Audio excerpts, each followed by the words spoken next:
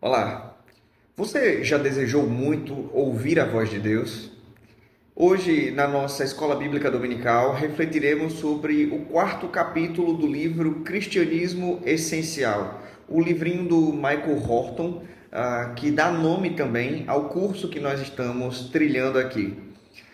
No capítulo 4, de tema Deus Fala, o autor começa a abordar esse tema.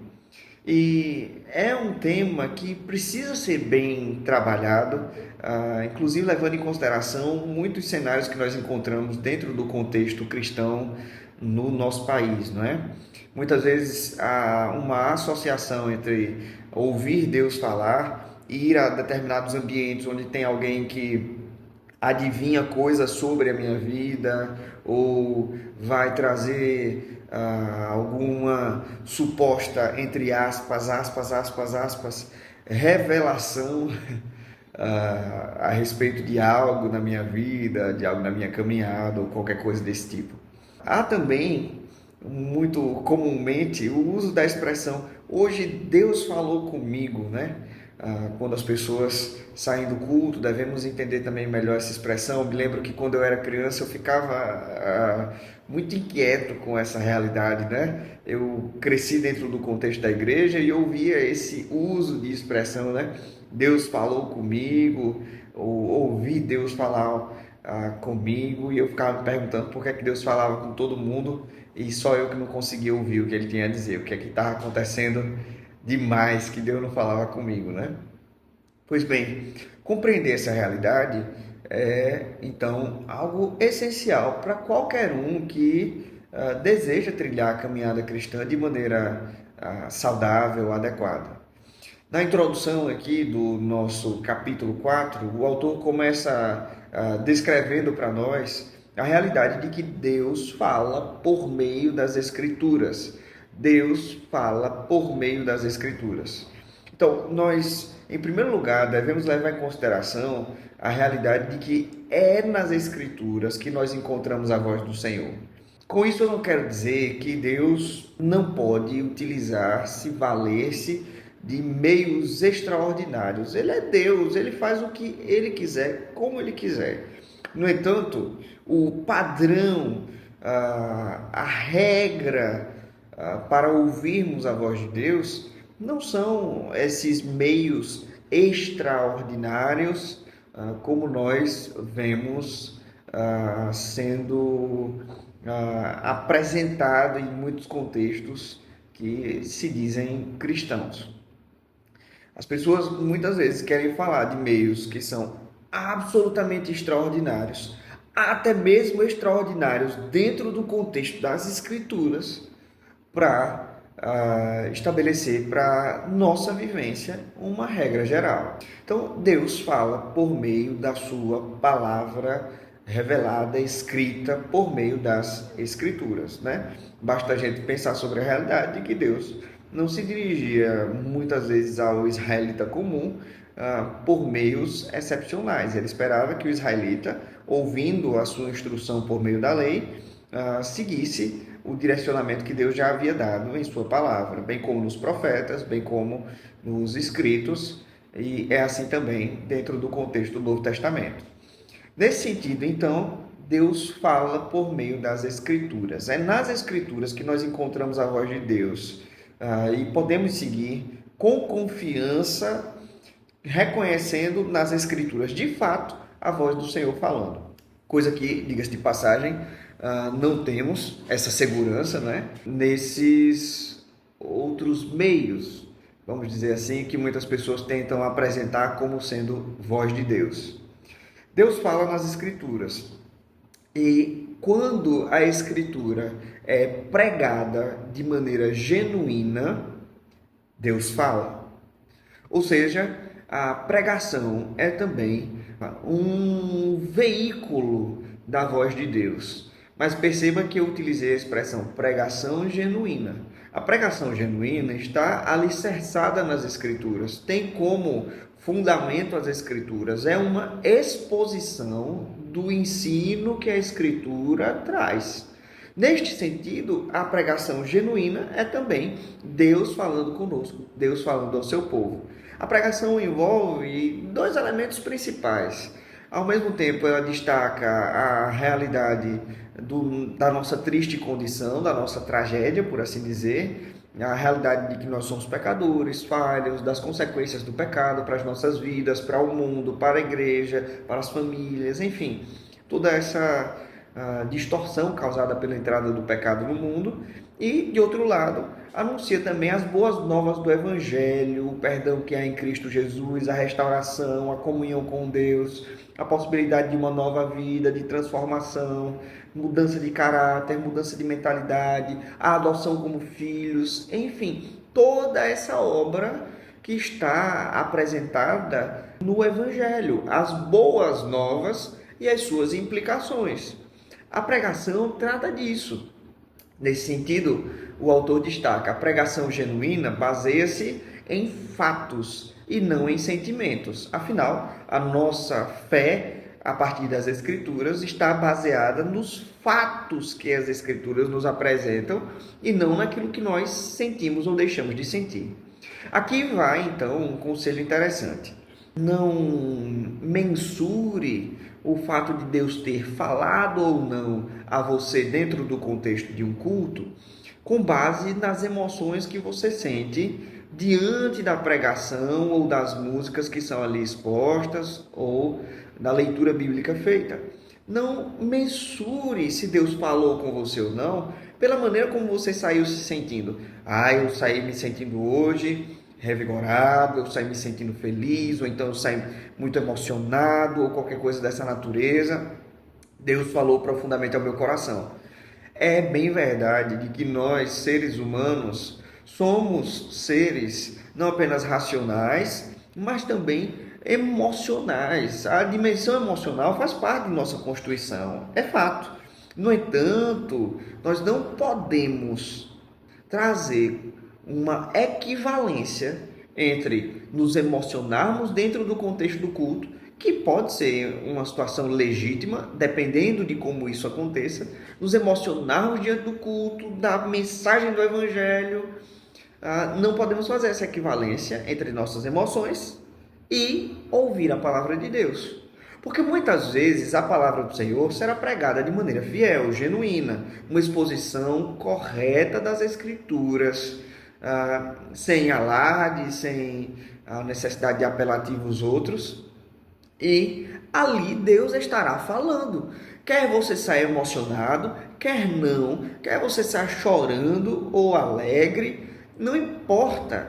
Se há uma exposição adequada das Escrituras, ali há a palavra de Deus. Deus está falando. Na pregação, então, Deus fala publicamente ao seu povo, de maneira ampla, geral, a todo o seu povo, muito diferente do que acontece, dentro desses contextos de revelação, em que a mensagem é mais direcionada, mais específica, às vezes até cochichada no ouvido de quem vai receber ali a suposta revelação, Pois bem, na pregação não, Deus fala publicamente a todo o seu povo. É assim que acontece com o culto solene e a exposição da palavra de Deus. Não quer dizer que as aplicações serão as mesmas a cada um.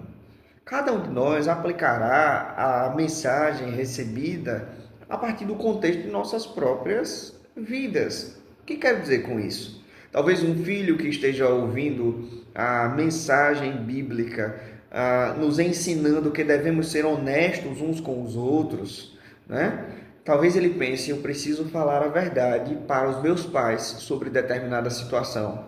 O empregado talvez lembre-se de uma situação que aconteceu dentro do contexto do seu trabalho e diga: eu preciso abordar, esclarecer melhor essa situação para o meu empregador, para o meu chefe. Talvez um irmão dentro da igreja pense a respeito do outro: olha, aprendendo aqui que eu devo ser honesto com o meu próximo, então talvez eu precise conversar com o meu irmão da igreja e esclarecer um pouco melhor determinada situação. Então, as aplicações elas são diversas, apesar de Deus falar publicamente a todo o seu povo dentro do contexto da pregação genuína da palavra de Deus. Deus fala, diga-se de passagem, com vários propósitos. É claro, há um propósito central de nos aproximar dele para louvor da sua glória. No fim, tudo coopera para isso, mas há também propósitos específicos dentro do contexto da fala de Deus. Deus pode nos confortar e, ao mesmo tempo, em outra ocasião, pode nos confrontar. Deus pode nos motivar e, ao mesmo tempo, em outra circunstância, em relação a outros planos e projetos que não estavam de acordo com a sua vontade, Deus pode nos abrir os olhos e nos fazer retroceder de determinados planos, Nos fazer desanimar de determinados planos quando estes não estão de acordo com a sua palavra. Ao mesmo tempo, então, todos esses propósitos podem ser cumpridos por Deus através da sua palavra e muitos outros mais, de acordo com a vontade do Senhor. A palavra de Deus atua dessa maneira, conduzindo o povo de Deus. É preciso ressaltar ainda que é o Espírito Santo quem nos ilumina para compreender a palavra do Senhor. Sabemos que a palavra é inspirada pelo próprio Espírito de Deus, soprada pelo próprio Espírito de Deus, por assim dizer, no coração dos autores bíblicos. E é Ele também quem nos ilumina para compreender a verdade da palavra do Senhor. O Senhor Jesus, quando prometeu a vinda do Espírito Santo, nos informou também que Ele nos guiaria em toda a verdade e nos faria lembrar do ensino do próprio Senhor Jesus Cristo. Prometeu ainda o Senhor Jesus que o Espírito viria para nos convencer. Lá em 1 Coríntios, no capítulo 2, lemos que é o Espírito Santo quem nos faz compreender as realidades espirituais que não podem ser discernidas pelo homem carnal. Afinal, é o Espírito Santo quem nos dá, de acordo com o texto paulino, a mente de Cristo. Olha que coisa, não é? Então é o Espírito Santo quem atua em nossos corações, nos guiando na correta compreensão da sua palavra. Seja quando estamos lendo diretamente as Escrituras, seja quando estamos ouvindo a pregação genuína das Escrituras, que deve ser aplicada às nossas vidas. Dentro da Escritura, nós encontramos pelo menos dois grandes enfoques, eixos, por assim dizer. De um lado, Deus nos fala através da sua lei, demonstrando por meio do mandamento qual é a sua vontade. Quando Deus faz isso, nós estamos agora confrontados, pecadores como somos, com a realidade de que não somos suficientes para nos relacionar com Deus por nosso próprio esforço. Como assim? Ao sermos apresentados, olha, aqui estão os mandamentos do Senhor. Nós, ao confrontarmos isso com as nossas vidas, percebemos que há uma inconformidade. Nós não nos enquadramos, não nos encaixamos nos mandamentos do Senhor como deveríamos fazer. Então, em primeiro lugar, a lei, como palavra de Deus, nos confronta e demonstra para nós a realidade do nosso pecado e a nossa necessidade de salvação. Nesse sentido é que Paulo vai dizer em Gálatas capítulo 3 que a lei é como o aio que nos conduz a Cristo. A lei nos toma pela mão dizendo: você carece de um Salvador. E nesse sentido ela nos aponta para Cristo Jesus. De outro lado, para aqueles que já tiveram um encontro com Cristo Jesus, a lei, agora já não com um peso condenatório, aponta para nós a vontade de Deus. Ao nos apresentar os princípios por meio dos quais Deus espera que vivamos, a lei nos direciona a trilhar nossa trajetória, viver a nossa caminhada cristã de uma maneira agradável a Deus. Aprendemos nas Escrituras, da lei, o que é que agrada e o que não agrada a Deus. Tudo isso por meio dos mandamentos do Senhor. a Escritura nos fala, trazendo a nós a promessa do Salvador. Nesse sentido, a Escritura tem como seu cerne a pessoa de Cristo Jesus e a sua obra. Do início ao fim, de capa a capa, o centro da Escritura é Cristo. Nesse sentido, a Escritura nos aponta também para a salvação, nos aponta para a obra de Cristo Jesus, nos demonstra como seria o Salvador, que obra ele realizaria, como essa obra se aplicaria a nós. Tudo isso a Escritura nos aponta e nos fala, nos direciona a esse respeito. Então, toda a Escritura aí, de alguma maneira, aponta para Cristo e deve, portanto, levar a Cristo em consideração. Vale ressaltar que esse é o grande erro dos fariseus e mestres da lei na época de Jesus. Jesus diz claramente, olha, vocês examinam as Escrituras porque pensam haver nelas a vida eterna. São estas mesmas Escrituras que testificam, que testemunham de mim. É o que diz Jesus, não é? Então, os fariseus e mestres da lei acabam errando por não reconhecer que é Jesus aquele que está anunciado em suas Escrituras, né? A época de Jesus, é claro, estava composto apenas o Antigo Testamento. Bom, muito bem. Agora devemos nos perguntar se nós temos razões para confiar na Bíblia. A Bíblia é verdadeiramente confiável? Para nós cristãos, a Bíblia ela é clara, ela é inerrante, ela é suficiente e ela é autoritativa, ou seja, o que ela diz deve ser seguido. Mas nós estamos corretos em trilhar um caminho de confiança tão intensa nas Escrituras? Olha, para mim o principal argumento que nos apresenta a veracidade das Escrituras é a visão que Cristo Jesus tem das Escrituras e o fato de que Deus ressuscitou a Jesus dentre os mortos. Essas duas coisas em conjunto apresentam para nós um alicerce sólido para a nossa confiança nas Escrituras. Além do fato de observarmos, primeiro, o que a Bíblia produz, os efeitos que ela produz, de observarmos o cumprimento das promessas, muitas feitas com dezenas, em algumas ocasiões centenas de anos entre a promessa feita e o seu cumprimento, né?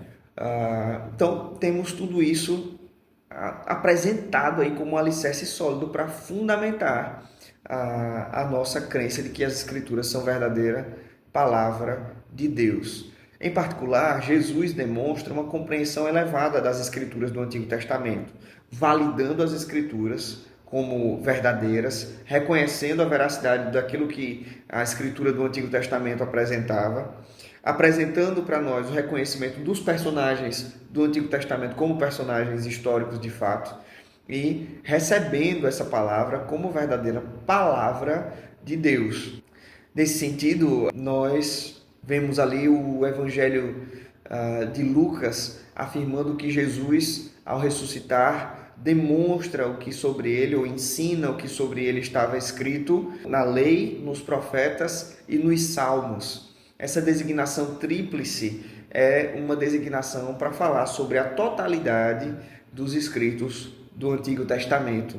Os judeus assim dividem a Tanakh, ou Tanar, Torá, Neviim e Ketuvim, respectivamente, lei, profetas e escritos, né?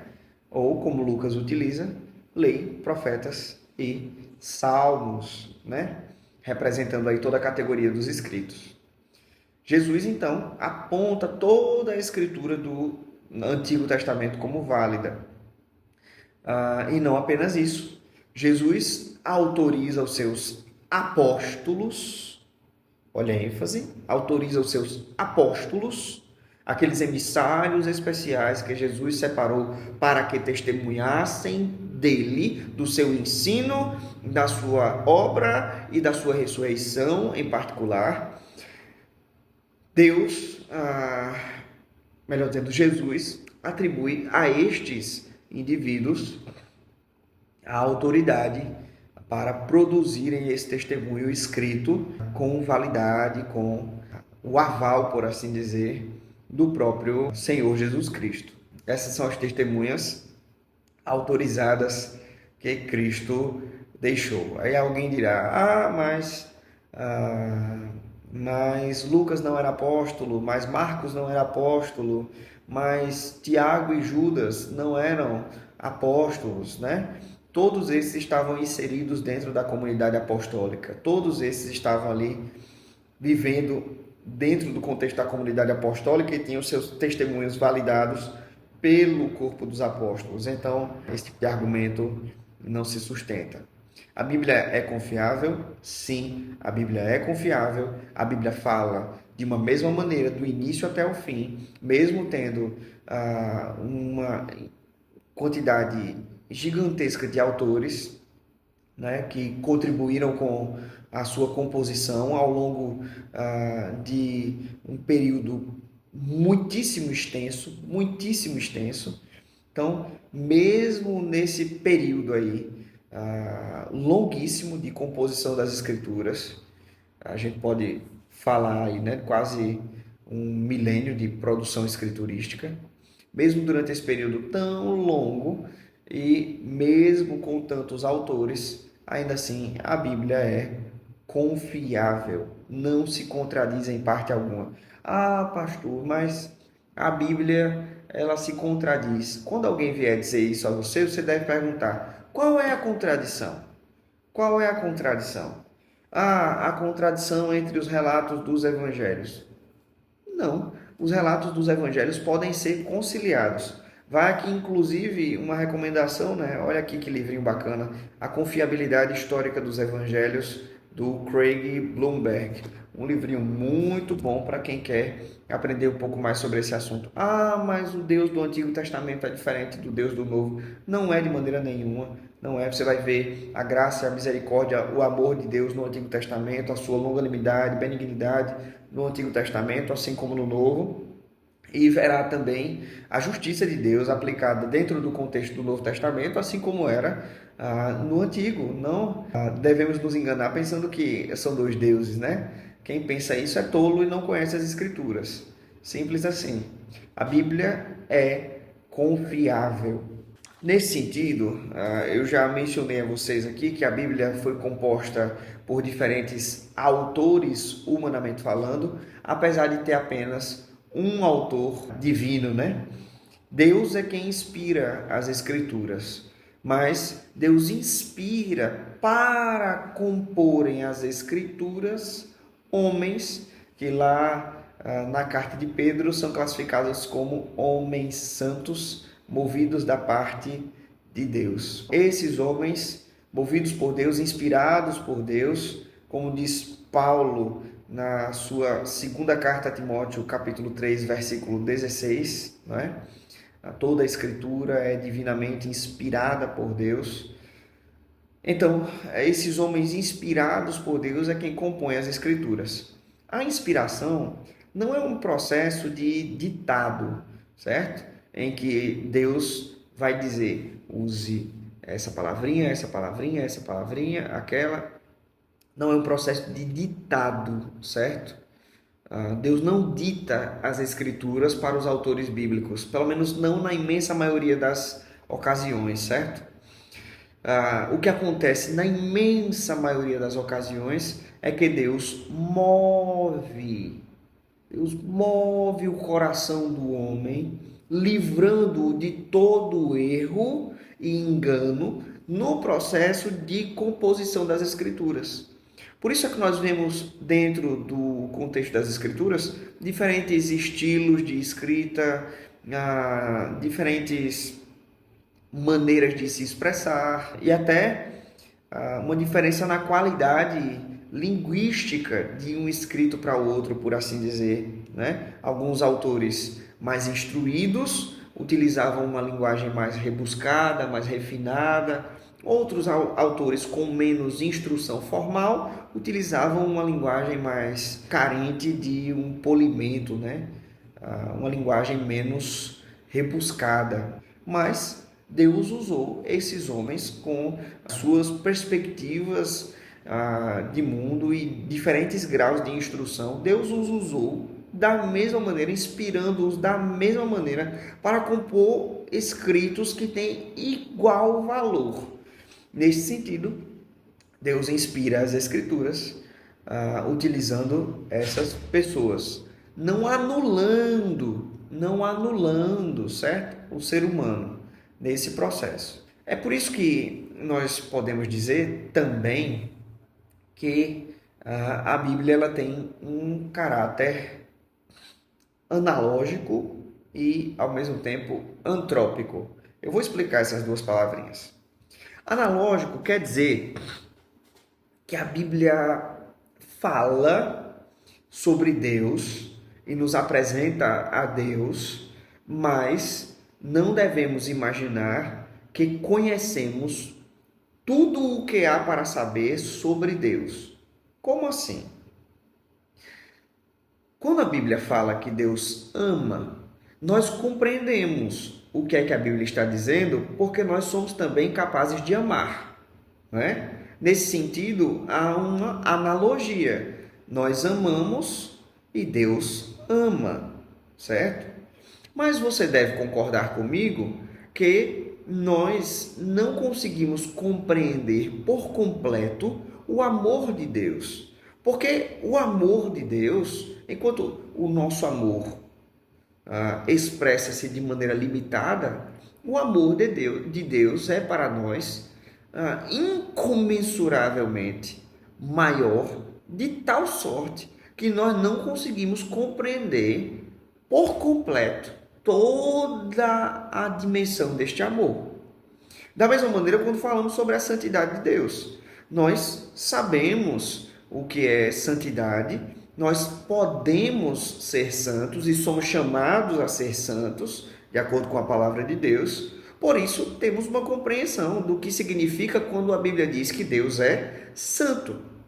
Mas nenhum ser humano pode intelectualmente compreender toda a dimensão da santidade de Deus. Não podemos abarcar tudo isso. Portanto, a Bíblia ela tem um caráter analógico. Tudo o que ela nos apresenta sobre Deus é verdadeiro, mas isso não significa que nós vamos esgotar tudo o que há para saber sobre Deus a partir daquilo que a Bíblia nos apresenta. Sempre haverá algo mais para conhecer, não é? E lá na eternidade, onde estivermos em nossa morada eterna, não é? ao lado do Senhor, sempre o conheceremos mais e mais e mais e nunca esgotaremos o conhecimento de Deus. Então, nós sempre poderemos nos deleitar mais profundamente em Deus a cada instante que passe na eternidade. Pois bem, o caráter antrópico das Escrituras, lembre-se, a palavrinha antropos é a palavrinha grega para homem, ser humano. Quando Deus se revela a nós, Deus precisa apresentar-se de uma maneira que nós vamos compreender. Senão, não seria revelação. O que é revelar? Revelar é desvendar algo. Imagine aqui, por exemplo, que eu tenho esse livrinho aqui e ele está cobrindo um outro material. Ele está cobrindo uma outra coisa. Quando eu vou revelar, olha aí, eu retirei o que estava cobrindo, né? Para apresentar de maneira clara. Se Deus quer revelar-se a nós, Ele precisa fazer isso de uma maneira que nós possamos compreender. Por isso, a Bíblia tem um caráter, a Bíblia é a revelação de uma maneira geral, a Bíblia tem um caráter antrópico, ou seja, trocando em miúdos, ela é apresentada em linguagem humana, de um modo que nós possamos compreender. Então, a Bíblia nos apresenta expressões como os olhos do Senhor estão sobre toda a terra, a mão do Senhor.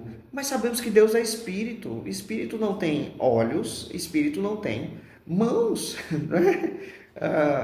Conhecemos essa realidade. Né?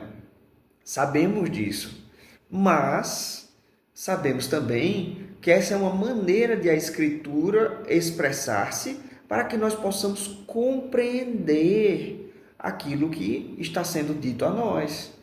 Então a Bíblia ela se expressa de uma maneira antrópica, né? A apresentação que Deus faz de si, a maneira como Deus nos fala através da Bíblia, tem um caráter antrópico, ou seja, Deus vai se apresentar de uma maneira que os seres humanos possam compreendê-lo, compreender as verdades que ele tem a nos dizer sobre si, sobre nós, sobre a criação de uma maneira geral, né? Então, é preciso destacar esses dois pontinhos. Não estão especificamente no nosso livrinho, mas são pontos relevantes, né? O que devemos então esperar encontrar na Escritura?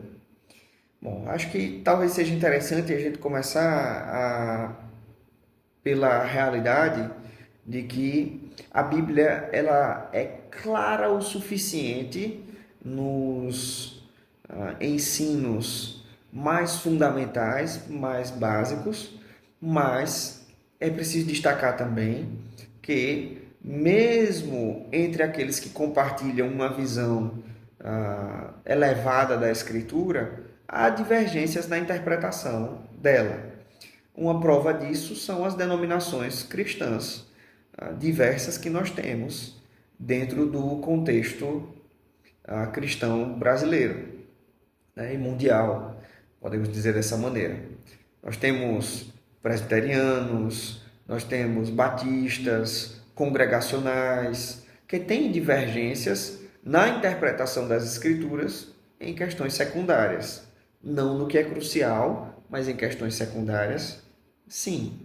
Então, nós não encontramos nas Escrituras uma série de simplesmente frases de efeito bem estabelecidas e que não cabe interpretação de nenhuma delas. Não é esse o caso, certo? A prova disso é a quantidade diversa de denominações que nós temos, certo? Então, devemos levar isso em consideração. Ao mesmo tempo, devemos levar em consideração também que a Bíblia ela não é um livro de ciências. Não é. Como assim, pastor? Quer dizer que a Bíblia tem mentiras ou qualquer coisa dessa natureza? Não é isso que eu quero dizer. Mas a Bíblia ela não se propõe a ser um livro científico. Ela não se propõe a dizer qual é a idade da Terra. Ela não se propõe a elaborar uma visão da astronomia nos moldes da ciência moderna ou qualquer coisa dessa natureza. Não é o propósito da Escritura, certo? Se nós fôssemos falar numa linguagem científica, dificilmente nós usaríamos a linguagem que nós utilizamos até mesmo no nosso cotidiano, de dizer, o sol nasceu, o sol se pôs. A gente sabe que não é o sol que está se movendo, né? Em torno da Terra, mas ao contrário. A Terra é que faz os seus movimentos de rotação e translação em torno do Sol. Nesse sentido, então, não temos na Escritura um livro de ciências. Não devemos tentar forçar o texto a dizer e se propor aquilo que ele não diz e aquilo que ele não foi criado para responder, saciar. Também é necessário destacar que não deve haver um desejo exacerbado de identificar cada nova manchete de jornal com uma passagem bíblica. Muitas pessoas vão viver dessa maneira. Estourou uma guerra em tal lugar. Então olha aqui, essa é a passagem bíblica tal que está dizendo isso e isso. Muito cuidado, muito cuidado. A Bíblia nos orienta sobre a realidade dos últimos tempos? Sim. Há ainda promessas bíblicas que estão por se concretizar? Sim. Mas não devemos tomar as Escrituras de maneira irresponsável. Ela também não é um mero livro de sabedoria e princípios éticos, como um livro de conselhos, certo?